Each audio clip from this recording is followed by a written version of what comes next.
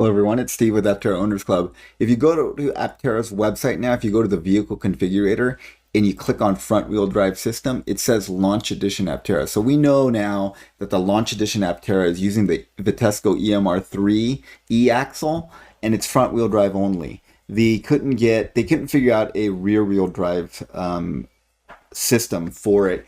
And it makes sense because if you want, unless you get a hub motor in here, see, Aptera was designed to use hub motors, and this rear flange is very narrow, and there's not much, it's just barely wide enough to cover the wheel. And in order to do a traditional rear wheel drive system, like see, this is the Electromechanica Solo, they have a belt drive system, and they have a pulley on the side of the single rear wheel, which is the drive wheel. So the Electromechanica Solo was a rear wheel drive belt drive system, sort of like a motorcycle. And you see how wide that is? And that just would not fit in the Aptera. It just doesn't fit within the space of the rear wheel covers. So they couldn't make that work, and it's pretty clear that they're trying to, either with Elafe or someone else, they're trying to get a rear hub motor system worked out here, which will be the all-wheel drive system.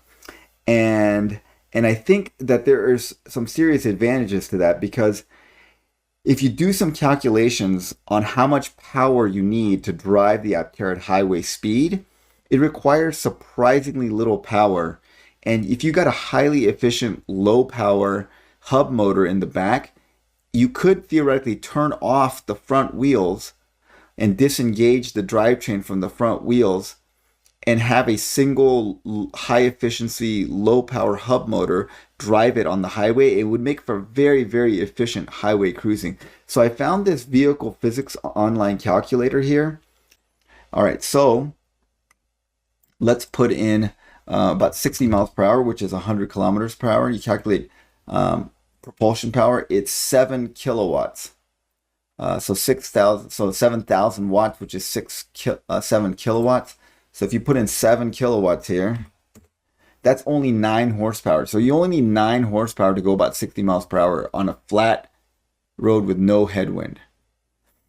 So that you can see that's extremely, extremely low power. It'd be very easy to find a 10 horsepower hub motor. That would be very, very easy to do. Like there's probably, motorcycle hub motors that do that, or scooter hub motors that do that.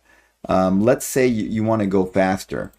So let's say you have a lead foot, and so you go 80 miles per hour on the highway. So that's 128 kilometers per hour. So let's put 128. That's 12,000, so 12 kilowatts. That is 16 horsepower. So that's all the horsepower you need to go 80 miles per hour on a flat road with no headwind on the Aptera.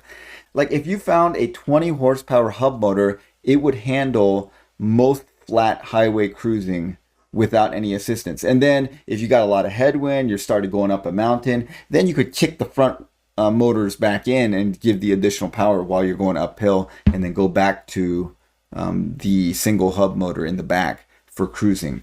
That would be highly, highly efficient.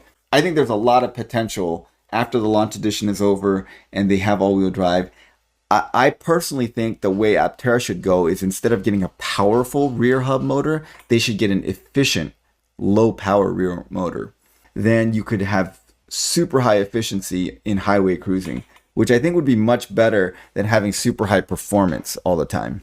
All right, the other thing I wanted to calculate is, since we know that Vitesco, so for the launch editions, we know it has a continuous horsepower of 50 kilowatts. What's the max speed an Aptera could obtain with 50 kilowatts? Okay, so 225. Okay, so 223 kilometers. That's 138 miles per hour. Now that's probably a little bit ambitious. Theoretically, with these constraints of flat road, no headwind, continuous 50 kilowatt with Aptera's weight of 1,000 kilograms, you could theoretically hit 130 miles per hour. That shows you that although 67 horsepower seems low, it's quite a bit of horsepower if you have a very, very slippery car. once you change like road gradients, like the maximum road gradient in the U.S. interstate system is about 6% in mountainous areas. So if you do that, the power requirement goes up significantly. So you're not going to be able to hold 138 up a hill. You could definitely hold 80 miles per hour up a hill.